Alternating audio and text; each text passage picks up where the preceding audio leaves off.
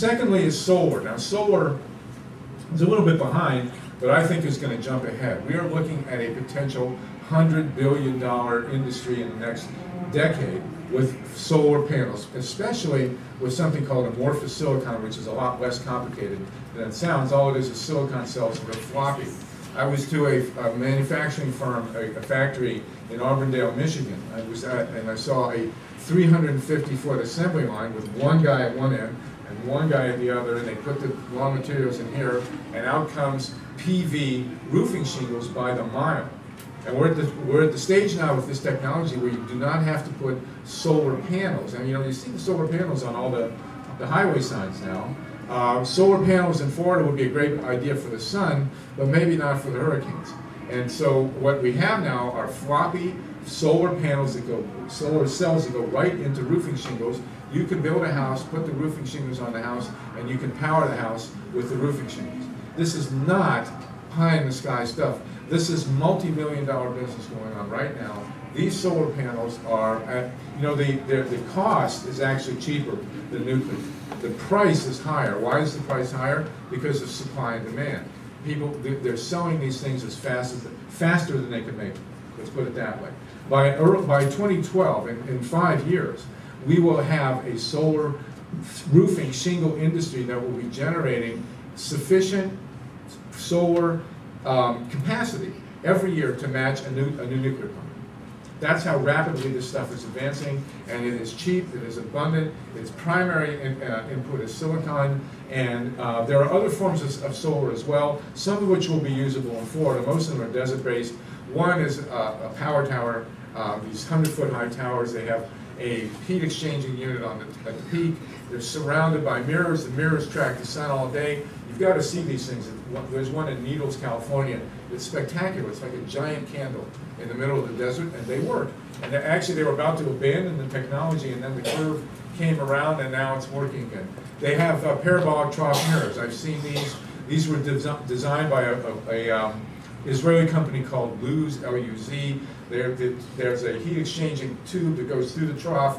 It follows the sun all day. There have been 9 these are multi-million-dollar establishments that have been set up in the 1980s. They've been operating successfully since the 1980s, and the desert is about to fill up with these. They may be usable in Florida, but the bottom line is that we have this technology. It's available. If you hear somebody telling you that nuclear plants are tangible and we can build them, and solar is pie in the sky, it's exactly the opposite.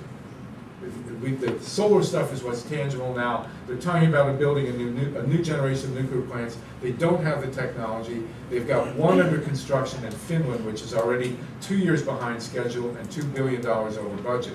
Whereas everything with wind and solar is coming in ahead of schedule and under budget. We've also got an issue with ethanol and soy diesel or biodiesel. It's a little complicated, but biofuels really do work. Biofuels are economical, they're cheap, they're available, and they're definitely doable. The problem is, what crops are we going to use and where are we going to grow these crops? Now, people are rebelling against biofuels for good reason. Corn and sugar are the wrong crops for ethanol. The right crops for ethanol are switchgrass, which grows out in the Great Plains, and dare I mention that 4-letter word, hemp. Hemp is a great crop, it's a weed. You do not use food crops that are annual crops for biofuels. You don't want people competing with automobiles for food. Okay, corn is a very inefficient way to make ethanol. Sugar is a terrible way to make ethanol. You want to grow weeds that come back every year that you don't spray, you don't fertilize, you don't worry about the pests, and hemp is the perfect crop for it, switchgrass, all these things. Ethanol will be with us. It's a very important fuel. Diesel. Soy is actually not a bad crop for diesel. You get a 7-to-1 energy return from soy on diesel. You can drive a Rabbit or a Mercedes with a diesel engine and use one tank with gas, a petroleum-based diesel, and the next tank with vegetable-based diesel, and the car won't know the difference. And so soy diesel and ethanol will be very much with us, especially for air travel, interestingly enough. I don't think actually automobiles in the future are going to need biofuels. You won't be able to power airplanes with fuel cells or hydrogen or electricity, and I think actually air travel is really going to be where biofuels come in. We have wave energy. I love wave energy. Wave energy is just going but it's going to really boom because it's so simple. They look like giant sausages. They sit out there, they bob up and down, they squish water, one moving part, very effective. Current energy. Off of Norway, they've actually dropped into the water what's essentially a windmill. Now, if it can withstand the corrosion, it's going to stand there on the ocean floor, and the currents, which are much stronger than the wind and much more reliable and steady than the wind, are just going to turn this thing forever. And it's very, very realistic. The only problem really to solve is corrosion. We have tidal energy going in and out. We have geothermal, we know about nuclear waste, but most importantly, they are uneconomical. We have a solartopian future that we can grab. It is the only way, water is a huge issue with energy. These plants need to be cooled. The nuclear plants, I'll tell you a quick story and then I'll wind up. The Browns Ferry reactor in Alabama this summer had to shut. Here they're saying that these reactors are going to help us solve global warming. Why did they shut Browns Ferry? Because the Browns Ferry wastewater took the river next to it over 90 degrees Fahrenheit.